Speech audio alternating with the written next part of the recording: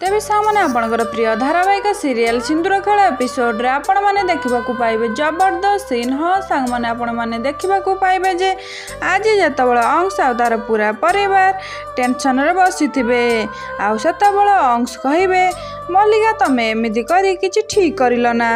ये मल्लिका कहे मु सहर सबुठार बेस्ट कैटलर को बुक करी मु कौन जानी से लास्ट टाइम रे मना करदे बोली।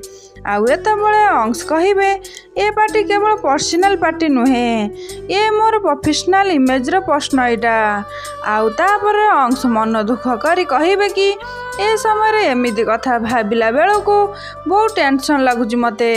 एबे अंश को टेंशन रे देखी आद्या पूरा आश्चर्य होई मन मन किछि भाबुथिबे आतबले आद्या मन रे किछि आइडिया आसे तापरे आद्या कहिबे जदि कहार किछि आपत्ति न थाए ताहाले ए काम आपण माने मो ऊपर छाड़ी दियंतु। एबे आद्यार कथा सुनी मल्लिका को लागुची बड़ झटका। ते फ्रेंड्स आपण मानकु कौन लागुची आज कौन मेघा आद्या ऊपर भरोसा करी ए दायित्व कौन देबे?